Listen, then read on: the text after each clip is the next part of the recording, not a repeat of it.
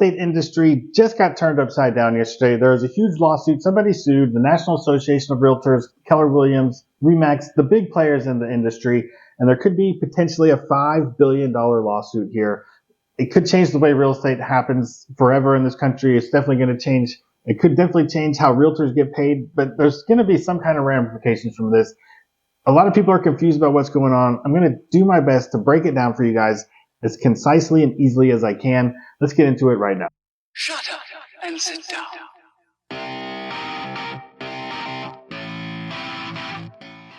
Okay, just in case you're new here, my name's Jeff. This is the Retirement Mentality channel, a place where I want to change your mentality about retirement. We talk a lot about retiring early and doing it through buying real estate. That's how I did it. I don't sell courses. I'm not trying to sell you guys anything. I'm just trying to help you guys get out of the rat race and retire early and own your life and be financially free as fast as you can. Okay, so let's talk about this lawsuit. I'm going to just kind of basically break down what this was. Basically is they're suing and saying that the Association of Realtors and some of these real estate offices conspired to do price fixing is what they're calling it.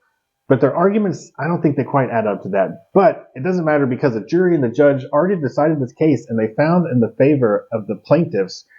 So here's what they said. Basically, some people who were selling their properties said that they felt like they didn't have the opportunity to only pay the listing agent and they had to pay the buyer's agent as well. And they said that by paying the buyer's agent's side of the commission, essentially they were paying somebody to negotiate against themselves. And they also said they didn't have an opportunity to negotiate those fees. So three things. They couldn't negotiate the real estate commissions. They had to pay the buyer's side. They couldn't not pay the buyer. And in doing so, essentially, they were paying someone to negotiate against themselves. So they said this isn't fair, and they're going to sue the Association of Realtors and these big companies. They won $1.7 billion with a B, and it could equate to a total of over $5 billion in damages if this just stands the way that it is. Okay, let's talk for a second about what the listing contract looks like and how it kind of compares to what the arguments in this lawsuit are saying. The way that it works now, if you're working with a realtor, and we're going to talk in a minute about the difference between a real estate agent and a realtor. Realtors are members of the National Association of Realtors. You can be a real estate agent and not join NAR, the National Association of Realtors.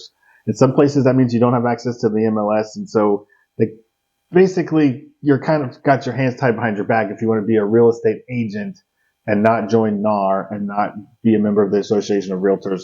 So there is a difference there, but for the sake of this, we're going to assume for now that everybody is a member of the National Association of Realtors, and that we have standardized contracts that we use. So the standard listing agreement, if you were going to sell your house and you called me, it would say in there that you, Mr. and Mrs. Home Seller, hire me as your agent and you're going to pay me, fill in the blank, 6% to sell your house. And then I am going to agree to pay a percentage of that to a buyer's agent. So 3%. So you're going to pay me 6%, and then I'm going to pay somebody else out of my own pocket to bring a buyer to help sell your house. So the fact that they're saying they couldn't negotiate with their listing agent, I mean, that doesn't make sense to me. Like, I can go to a listing appointment and someone can say, I'm going to say, I charge a 6% listing fee. And they say, well, I'd like to pay you 2%. And I say, well, I don't do it for 2%. I do it for 6%. And they could either agree to that or not. Same as you go to a car dealership and they say the car costs $20,000. And you say, well, I'd like to pay you $10,000. And they say, well, that's great, but the car costs $20,000. If you don't want to buy this car, you can look for a similar car somewhere else. And that's your opportunity to do that. You can, some agents might say, I'll do it for 4, I'll do it for 3. There's lots of discount agents out there that aren't very good at their jobs and can only compete on price. And they're the cheapest ones. And sometimes you get what you pay for when you get the cheapest car, the cheapest agent, or the cheapest lawyer, or the cheapest dentist, or the cheapest whatever. So everything is negotiable. Everybody should know that. So what could come from this lawsuit is that they could add an extra paragraph into a listing agreement that says, like, before you sign this agreement, please understand all commissions are negotiable. That would take care of that part of the lawsuit.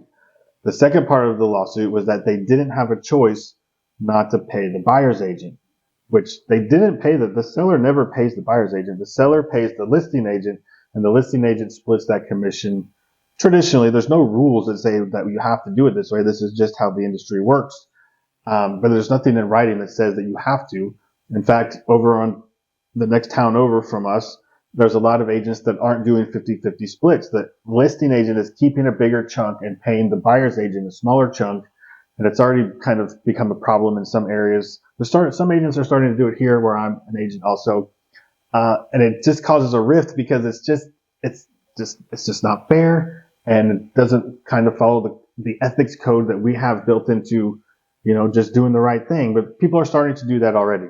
So we're going to get into ethics more in a minute here. So there could be a line in the new contract that says listing agents are not required to split their commission with a buyer's agent. You could hire a listing agent only to be your listing agent, and they won't do that. Which there already is a form on there that you can sort of do that, but they might have to change the wording on a contract to avoid future lawsuits such as this. That would be the least consequential side of what could happen out of this lawsuit.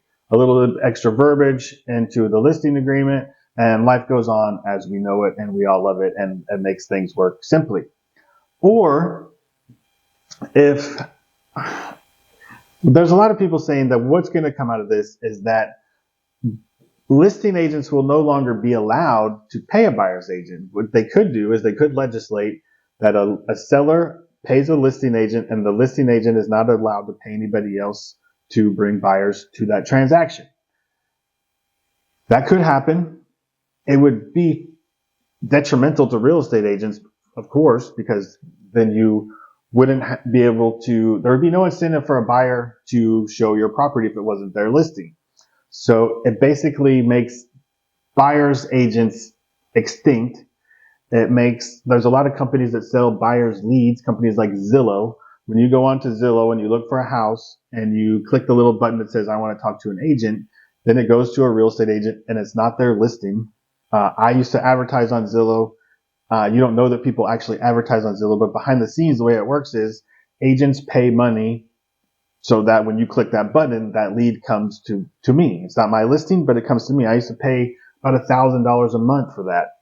And so basically, if listing agents aren't paying buyer's agents, those buyer's leads become worth zero. Companies like Zillow either have to go out of business or they have to just become buyer's agents, where they would charge some kind of a transactional fee for you to go onto Zillow. And then when you click talk to a buyer's agent, you would talk to some guy or girl at their headquarters in Seattle. And that person could essentially work as your buyer's agent and try to facilitate a closing, or they may have to have agents all over the country that you work for Zillow, but you live in Houston or Dallas or wherever you live. And then Zillow calls you and says, hey, go show this property. And if you end up selling it, we'll pay you $500. I don't know how it's going to work, but that is essentially something that could come out of this is that either a buyer would have to pay their agent out of their own pocket. And we've trained people that that's not how it works in this country. That's how it works in Puerto Rico. I own a house in Puerto Rico. And in Puerto Rico, listing agents, they don't really have an MLS. They're not members of the National Association of Realtors. They have the opportunity to do that, but it's just common practice that most agents don't do that in Puerto Rico. And that's how it could work here. This could push things to that model, and it's total chaos because if you go on Zillow and you find 5 properties that you want to go see, you have to call 5 different listing agents. If one house is next door to the other house and then there's one a block over and one 3 miles away, you have to call each listing agent at each house and have them all drive to the properties to meet you. And then listing agents are running all over the place to open the door for buyers, and they're going to be much more scrupulous, or they're going to scrutinize buyers much more. They're not going to just they're not going to drive all the way across town to unlock the door for every single person that wants to go look at it. When you're an agent and you're working with a buyer specifically and you can show them 4 or 5 properties at a time, it's a lot easier and you kind of get to know the person. But this will take getting to know the buyers. It'll take that out of the equation, and it'll just be listing agents randomly opening the door for you to show you the property. because they have a fiduciary responsibility to the seller already. So they're not going to help you try to buy the house. And this will make things happen more as a dual agency, which is where a listing agent works for the listing agent and works for the buyer. And it happens occasionally. I've done it a few times. There's some states that don't even allow this, where one agent represents the buyer and the seller. So there's a whole other set of consequences there that I'm not going to get into in this video. So that's essentially what's going on with this lawsuit. It could just create more verbiage in a contract, or it could totally eliminate buyer's agents and how we do business in the real estate industry. It's going to be interesting to see how this shakes out. What does it mean right now? Well, it doesn't really mean anything right now, because there's going to be appeals, and this thing probably will drag on in the court system for years to come.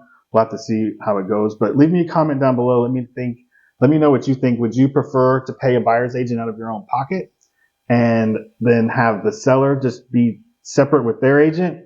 Or would you prefer the way things have been working now, where you can call a real estate agent as a buyer and they basically work for you for free because the seller side is paying for their commission?